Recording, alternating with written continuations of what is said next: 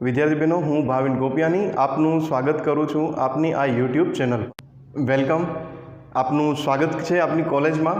અને તમારા અને અમારા વચ્ચેના જે 3 વર્ષના સમય છે એ બહુ સારો એવો પસાર થશે।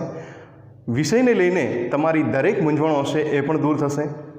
તો આજનો જે અભ્યાસક્રમ છે એ જે પ્રથમ વર્ષ પહેલા સેમમાં જે બહેનોએ એડમિશન લીધું છે, જે વિષય ગૌણ તરીકે પસંદગી કરેલી છે અર્થશાસ્ત્ર વિષયની, તો એ ગૌણમાં પેપર 1 અને 2માં આપણે કયા કયા પેપર ભણશું અને તેનું પેપરનું આખું માળખું કઈ રીતનું છે, જેને આપણે પેપર સ્ટાઇલ કહીએ છીએ, તો તેની સંપૂર્ણ ચર્ચા કરવાની છે।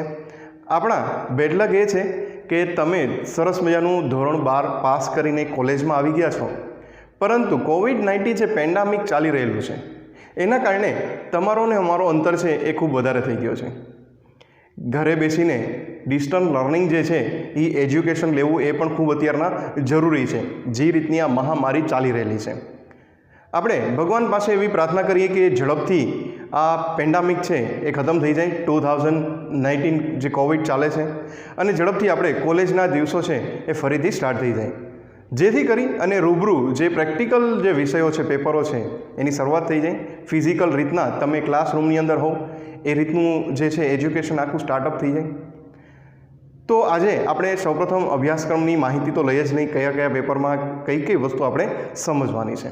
તો સૌપ્રથમ આપણે વાત કરીશું વિષય અર્થશાસ્ત્ર ઇલેક્ટિવ એટલે કે ગૌણ। તમે જ્યારે ફોર્મ ભર્યું હતું ત્યારે ઇલેક્ટિવ શબ્દ એવો ક્યાંક હતો અને તમે વિષયમાં લખ્યું હતું કે અર્થશાસ્ત્ર, તો એ અર્થશાસ્ત્રમાં સૌથી પહેલું જ જે પેપર છે પેપર 1, એનું નામ છે અર્થશાસ્ત્રનો પરિચય। તો એ પેપરમાં આપણે યુનિટ 1, યુનિટ 2, યુનિટ 3 અને યુનિટ 4 આ 4 યુનિટનો અભ્યાસ કરવાનો।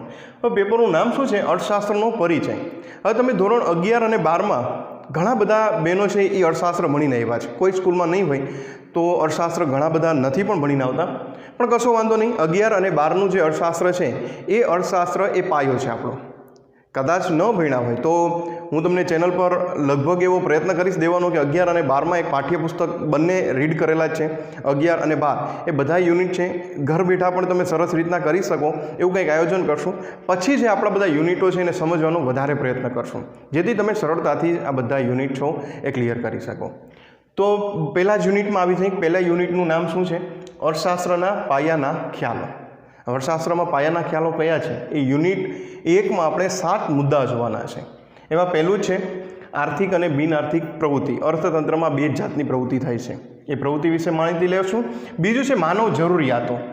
અર્થશાસ્ત્રનો ઉદ્ભવ છે ને એ ખરેખર માનવીની જરૂરિયાતથી થઈ। જ્યારે આપણે હજારો વર્ષ પહેલાં આદિમાનવ જેવું જીવન જીવતા હતા ત્યારે આપણી કંઈ જરૂરિયાત જ નહોતી।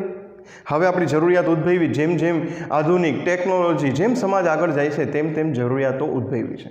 તો એના લક્ષણો અને એના પ્રકારો વિશે વાત કરશું। 1.3માં આપણે માંગ અને પુરવઠો છે એના વિશે ચર્ચા કરવાની છે। 1.4 વપરાશ અને ઉત્પાદન, જે વસ્તુનો આપણે વપરાશ કરીએ છીએ એનું ઉત્પાદન કઈ રીતના થાય છે, આ બંનેના જે મેળાપ છે શબ્દો એનો અભ્યાસ કરશું। 1.5 ભાવ અને મૂલ્ય, આપણે કિંમત અને મૂલ્ય પણ કહી શકીએ આનું જ ભાવની જગ્યાએ। તો આ 2 શબ્દ છે એનાથી આપણે ક્યાંક વાકેફ છે, એ શબ્દ ભણવાના છે। સંપત્તિ અને કલ્યાણ, હા, દેશ જેમ જેમ સંપત્તિ વધારે પ્રાપ્ત કરે એમ કલ્યાણ નથી પ્રાપ્ત થતું, તો એના બંને વચ્ચેના જે કંઈ અંતરો છે એની માહિતી પણ લેશું આપણે। ત્યાર પછી તૃષ્ટિગુણ, હા મિત્રો, તૃષ્ટિગુણ એટલે સંતોષ, તો આપણે તૃષ્ટિગુણ વિશેનો જ સંપૂર્ણ અભ્યાસ છે એ પણ એમાં કરશું। તો આ પહેલું યુનિટ થયું જેમાં આપણે 7 જુદા જુદા ટોપિકોનો અભ્યાસ કરવાનો છે। ત્યારબાદ છે યુનિટ 2। હવે યુનિટ 2માં આપણે અર્થશાસ્ત્રની વ્યાખ્યાઓ જોશું। હવે તમે 11મા ધોરણમાંથી આવ્યો છો એટલે તમને થોડોક પરિચય આપું કે એડમ સ્મિથ, માર્શલ અને રોબિન્સન આ ત્રણેયને ભણીને આવ્યા છે આપણે, પરંતુ આપણે જે અહીંયા મહત્વનો અભ્યાસ છે એડમ સ્મિથ છે અને રોબિન્સન છે, 2.1 અને 2.2। એમાં રોબિન્સનની જે વ્યાખ્યાઓ છે એ બંને વ્યાખ્યાઓ જોવાની છે, અને 2.3માં જશું ત્યાં આ વ્યાખ્યાઓનું મૂલ્યાંકન કરશું કે આ સિદ્ધાંતો આપેલા છે એમના દ્વારા, એ સિદ્ધાંતો કઈ રીતના કામ કરેલા છે। તો અહીંયા આ 2 જે વ્યક્તિઓ છે એડમ સ્મિથ અને રોબિન્સન એનો પણ માહિતી પ્રાપ્ત કરશું। યુનિટ 3માં માંગ અને પુરવઠો છે એના વિશે વિસ્તૃતથી ચર્ચા કરશું, જેમાં આપણે માંગનો નિયમ, માંગના નિયમને અસર કરતા પરિબળો, ત્યાર પછી છે પુરવઠાનો નિયમ અને પુરવઠાના નિયમને અસર કરતા પરિબળો। આ બંને ટોપિક છે માંગ અને પુરવઠાવાળા ચેપ્ટર, એને ક્લિયર કરવાનો પ્રયત્ન કરશું। યુનિટ 4માં ઉત્પાદનના સાધનો છે, જમીન, મૂડી, શ્રમ અને નિયોજન। આપણા સમગ્ર અર્થતંત્રમાં વસ્તુનું ઉત્પાદન થાય છે, તૃષ્ટિગુણનું સર્જન કરનાર વસ્તુ છે તો એ આ 4 છે. આ 4 દ્વારા જ સમગ્ર વસ્તુ છે એ ઉત્પાદન થાય છે. તો એ 4નું મૂલ્ય ઘણું બધું છે આપણા સમાજની અંદર. તો એનો અર્થ અને લાક્ષણિકતાઓ છે એ 4 મુદ્દાની આપણે ચર્ચા કરશું. તો ખાસ યાદ રાખજો, પેપર નંબર 1 અર્થશાસ્ત્રનો પરિચય 1 એમાં આ 4 યુનિટ આપણે ભણવાના છે.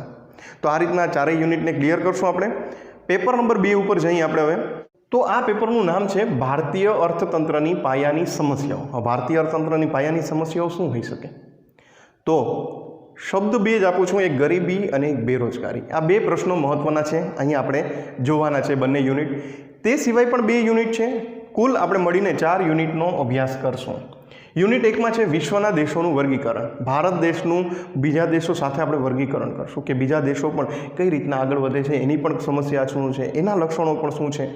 થોડીક એમના જે પ્રારંભિક અભ્યાસ ઉપર જઈને એનો પ્રયત્ન કરશું જોવાનો. બીજું છે 1.2 વિકાસશીલ દેશ તરીકે ભારતીય અર્થતંત્રની લાક્ષણિકતા. ભારતનું અર્થતંત્ર છે એ વિકાસશીલ છે, તો તેની કઈ લાક્ષણિકતાઓ છે તો એને જોવાનો પ્રયત્ન કરશું. આપણે કયા ક્ષેત્રમાં આગળ વધ્યા છે બધી જ વસ્તુ છે એની ચર્ચા કરવાનો અહીંયા પ્રયત્ન કરશું. યુનિટ 2 છે ભારતમાં માનવ સંસાધન. તો ભારતમાં માનવ સંસાધન એટલે કે વસ્તીને લઈને આપણે એના જે મુદ્દાઓ છે એ ક્લિયર કરવાના છે. એમાં સૌથી પહેલું જ છે 2.1 ભારતમાં વસ્તીના પ્રવાહો. બીજું છે ભારતમાં વસ્તી વિસ્ફોટના કારણો. ભારત છે અત્યારના ચીન પછી બીજા ક્રમ પર વસ્તીમાં ધરાવે છે. 130 કરોડ ઉપર 2020માં આપણે વસ્તીથી આગળ વયા ગયા છે. તો એ વસ્તી વિસ્ફોટના કારણો શું જવાબદાર છે એના વિશે અભ્યાસ કરશું. 2.3 ભારતમાં આર્થિક વિકાસમાં વસ્તી વિસ્ફોટની અસરો. ભારત છે એ આર્થિક વિકાસ કરે છે, પરંતુ વસ્તીના કારણે એ વિકાસ છે રૂંધાઈ ગયેલો છે. તો એની જે અસરો છે વસ્તી વિસ્ફોટની એ કઈ રીતની આર્થિક વિકાસમાં કામ કરે છે એના વિશે પણ આપણે માહિતી લઈશું. યુનિટ 3 ગરીબી. હવે ગરીબીમાં આપણે 4 મુદ્દાઓ લેશું. મેં શરૂઆતમાં જ કીધું ભારતની પાયાની સમસ્યા ગરીબી અને બેરોજગારી. આ 2 ટોપિક આવી ગયા ને. 3.1માં જોશું ગરીબીનો અર્થ, વ્યાખ્યા અને તેના નિર્દેશકો. 3.2માં નિરપેક્ષ અને સાપેક્ષ ગરીબી ભારતમાં કઈ જોવા મળે છે, ખ્યાલ છે?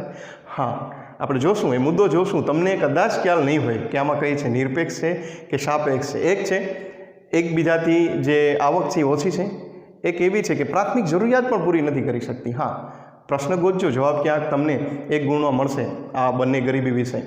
તો આપણા દેશ છે એ કઈ ગરીબી ધરાવે છે એના વિશે પણ અભ્યાસ કરશું. 3.3 ભારતમાં ગરીબીના કારણો. ભારતમાં ગરીબી છે એના માટેનું કારણ શું છે. છેલ્લો પોઈન્ટ, ભારતમાં ગરીબી દૂર કરવાના ઉપાયો. ખરેખર ભારતમાં ગરીબી દૂર થઈ શકે? હા, 1947થી આ પ્રયત્નમાં આપણે સતત આગળ વધી રહ્યા છે, પરંતુ હાલમાં પણ એ પ્રશ્નથી આપણે બહાર નથી. ઝઝૂમી રહ્યા છીએ જરૂર, પણ બહાર નીકળી શક્યા નથી. તો એ પ્રશ્ન પણ જોશું આપણે. ત્યાર પછી છે યુનિટ 4 બેરોજગારી. એમાં આપણે 4.1માં બેરોજગારીનો અર્થ અને એનું સ્વરૂપ જોશું. 4.2 ભારતમાં બેરોજગારીના કયા કયા કારણો છે, બેકારી શું કામ છે. 1947થી જ્યારથી અંગ્રેજ સરકાર અહીંથી ગઈ છે ને ત્યારથી ભારતીય સરકાર ગવર્મેન્ટ એમ કહે છે કે બેરોજગારી દૂર થશે, પરંતુ હાલમાં પણ બેરોજગારીનું જે પ્રમાણ છે એ ખૂબ છે. તો એ કારણો શું છે? અને 4.3 બેરોજગારી દૂર કરવા માટે સરકાર દ્વારા કરવામાં આવેલા પગલાઓ. સરકારે દૂર કરવા માટે શું પગલાઓ હાથ ધરેલા છે? ઘણી બધી યોજનાઓ છે, એ યોજનાઓ વિશેની વાત કરશું. એ સિવાય પણ ગવર્મેન્ટે કયા કયા પગલાઓ લીધેલા છે તેની પણ સંપૂર્ણ ચર્ચા કરશું. તો પેપર 1 અને પેપર 2 બંનેનો આ રીતના આપણે અભ્યાસ કરશું. આવનારા દિવસોમાં આ બધા જે નાના નાના ટોપિકને લઈ અને આપણે એના વિડીયો લાઈવ પણ કરીશું, અથવા તો તમને રજૂઆત સ્વરૂપે મૂકી દઈશું અને તમે આરામથી રીડ કરી શકશો. એવો કંઈક આપણે પ્રયત્ન કરશું. અને છેલ્લે આપણી પેપર સ્ટાઇલ શું હશે તે પણ એક મૂંઝવતો છેલ્લો પ્રશ્ન હતો, તો એને પણ આપણે દૂર કરી દઈએ કે પેપર સ્ટાઇલ આપણી શું છે. તો મિત્રો, પેપર સ્ટાઇલમાં જોવા જઈએ તો આપણી પાસે કુલ ગુણ 100 છે, 70 લેખિત માર્ક્સ અને 30 આંતરિક ગુણ. હવે આ પેપર સ્ટાઇલ કંઈક આપણે 12માં હતા એવી જ પેપર સ્ટાઇલ છે 100 ગુણની, પરંતુ ચેન્જ શું આવ્યો છે ખબર? અહીંયા 30 છે ને ઇન્ટરનલ છે, આંતરિક ગુણ. તમારી કોલેજમાં હાજરી, તમારો અભ્યાસક્રમ કઈ રીતના તમે આપી શકો છો, રજૂઆત કરી શકો છો, અસાઇનમેન્ટ કઈ રીતના સારી રીતના આપી શકો છો, આ બધા જે મૂલ્યાંકન છે એ 30 ગુણમાં છે. પરંતુ તે સિવાય 70 ગુણ છે એ તમારા હાથમાં છે, કારણ કે પેપર 1 અને પેપર 2 બંનેમાંથી આપણે 70 ગુણના અલગ અલગ પેપર આપવાના છે. તો એ તમે જેટલો પ્રયત્ન સારો કરશો સફળતા વધારે મળશે. તો સૌપ્રથમ આપણે વાત કરશું કે 5 પ્રશ્ન આવશે આપણે બંને પેપરમાં. એ જ પેપર સ્ટાઇલ છે. પ્રશ્ન 1, 2, 3, 4 અને 5. યુનિટ છે એ પણ આપેલા છે, પહેલા યુનિટ, બીજા યુનિટ, ત્રીજા યુનિટ ને ચોથા યુનિટમાં. પહેલા 4 પ્રશ્ન છે 4 યુનિટમાંથી હશે. પ્રશ્ન 5 હશે, શોર્ટ નોટ હશે, 2 શોર્ટ નોટ્સ અલગ અલગ પૂછાવાની છે 7-7 ગુણની, અને એના કુલ ગુણ હશે 14. તો આ રીતના બધા જ માર્ક્સ આપણે ભેગા કરશું તો 70 ગુણ થશે. તો આ રીતના 4 યુનિટ, શોર્ટ નોટ બધું જ આપણે એકઠું કરશું તો 70 ગુણ થશે. પેપરમાં તમને ઓપ્શન પણ મળશે દરેક પ્રશ્નની અંદર. તો આ રીતનું 70 માર્ક્સનું જે માળખું છે એ પણ આપણે ભણવાનું છે. અને ઢાંચાની અંદર પેપર 1 અને પેપર 2માં. આશા રાખું છું તમને પેપર 1 અને 2નો અભ્યાસક્રમ પણ ખબર પડી ગઈ, અને જે માહિતી છે, પેપરની જે મેથડ છે, પેપર સ્ટાઇલ છે, એના વિશે પણ આપણે વાકેફ થઈ ગયા.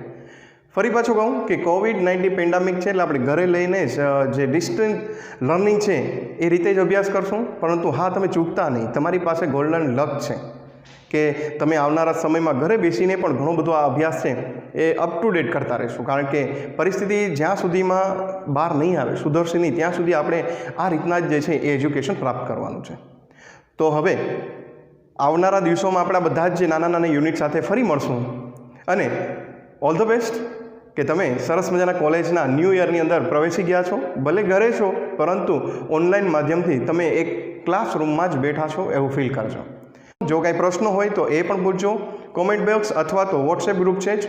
અભ્યાસક્રમને લગતો પ્રશ્ન હોય તો એ જ કરજો, કારણ કે એના જવાબ દેવા તમને ઝડપથી મજા આવશે. તો ફરી પાછા જ મળશું આપણે એક ટોપિકને લઈને. ત્યાં સુધી જય હિન્દ, જય ભારત.